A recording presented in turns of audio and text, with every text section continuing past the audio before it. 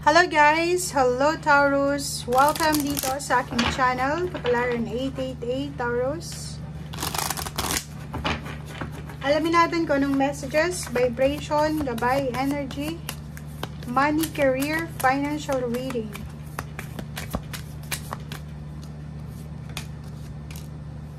Okay, sorry. Ang daming. Okay guys, money, career, financial reading. Taurus, wow. So, yun. Taurus, comment down below if resonated ka. Sinasabi ng barahan na ano man itong mga gumugulo sa isip mo regarding financial ay posibleng magkaroon ng clarity. So, for example, mayroon kang pinoproblema sa usaping pera. And siguro kahit saan ka pumunta or kahit anong gawin mo, hindi mo nakikita yung liwanag eh. 'Di ba yung solusyon? But for the month of May, sinasabi ng barahan na magkakaroon ng clarity. Yung hinihintay mo or yung hindi malinaw sa'yo ay posibleng magkaroon ng linaw. Okay? Next natin is etong fertility. May magsisimula, maraming bagong inspiration, maraming goals, or medyo magkakaroon ka ng excitement dito, 'di ba? May excite ka kasi bago 'to eh, 'di ba? Pwedeng yung iba may ino-offer sa kanilang trabaho or pwedeng malapit nang makapagtapos ng pag-aaral, excited dahil may binebentang ari-arian, excited dahil malapit nang mag-retire, matapos yung contract. So, nakikita natin dito na medyo magiging kalmado yung pinapasan mo na financial stress. Parang ang nakikita natin dito medyo gagaan. Yun, yung pinakamalapit ditong term is medyo gagaan. Medyo gagaan yung stressor mo. 'Di ba? Yung mga dahilan kung bakit ka na-stress sa usaping pera or mga obligations mo, responsibilities. Kasi nakikita mo na, ay, klaro na to. Okay na siya. Parang ganun, ganito. Okay? And trust the universe. Trust yourself din. Kasi may paparating sa'yo na deserve mo na blessings. Okay? So, kung iniisip mo na ilang buwan kang parang minamala sa usaping pera, bilog ang mundo. Okay?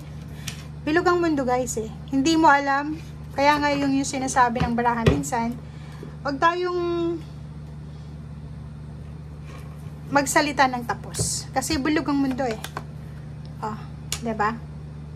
Sinasabi ng barahan sa'yo dito na nag-iisip ka siguro kung ano yung pwedeng maging solusyon para maayos yung financial problems mo, yung mabawasan yung mga stressor mo.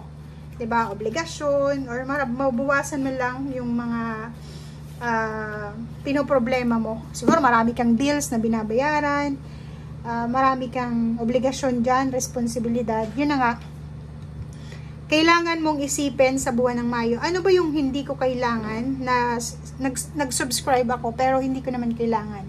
May mga binili ka siguro, mga gamit na hindi mo naman talaga kailangan. At dahil siguro binili mo yan, iniingatan mo siya. So, pwede mo siyang i-declutter, pwede mo siyang ibenta ulit, or pwede mong i-donate kung ayaw mong ibenta. Diba? Kasi pag nag-donate ka, may babalik yan sa'yo. Sigurado yan, guys. Pag nagbigay ka, may babalik yan sa'yo. Kahit hindi ka mag-expect ng babalik sa'yo, ibabalik yan sa'yo ng universe. Okay?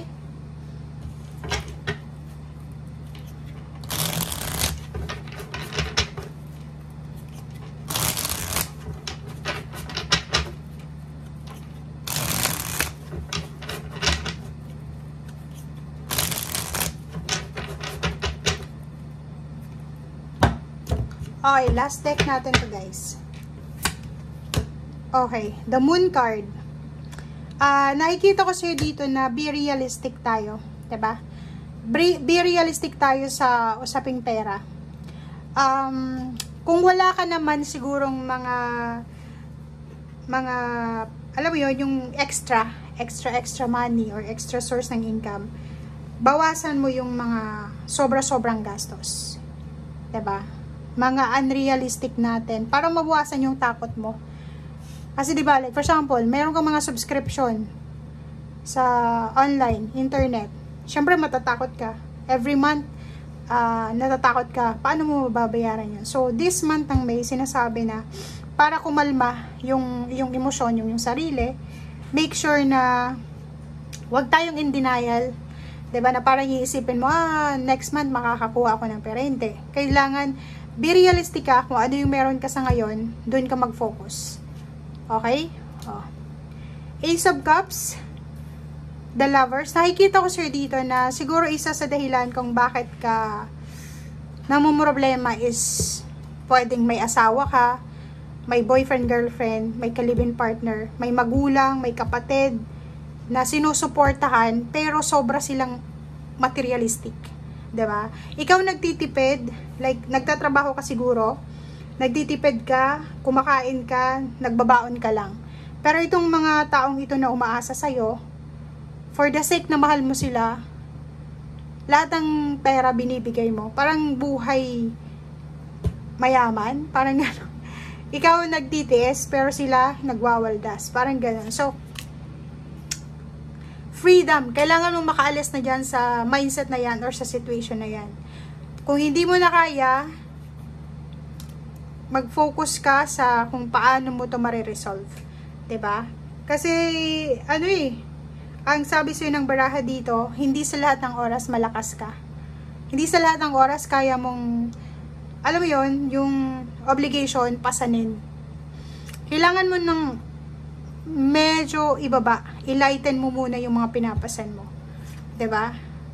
Queen of Pentacles, Nine of Wands, nakakapagod naman talaga. Pwedeng makaramdam ka ng pagod kasi hirap ka sa pagbabudget ng pera, sa trabaho siguro, or hindi mo alam kung saan ka nasasaktan ka kasi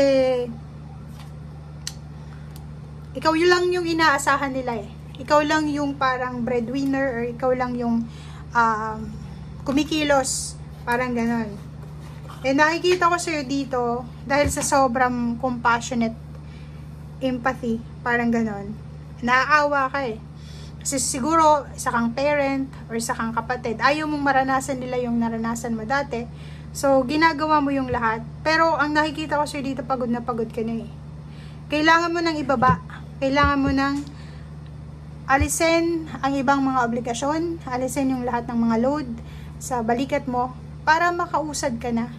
Kasi ang bigat niyan eh. Pag mabigat yung dinadala mo, hindi ka talaga makakausad pataas. 'Di ba? So, tulungan mo muna yung sarili mo bago ka tumulong sa ibang tao. Kasi kung empty yung hand mo, paano ka makakatulong? 'Di ba? So, yun. And prioritize mo din yung health mo. Balance, pahinga. Okay? Thank you guys. Bye!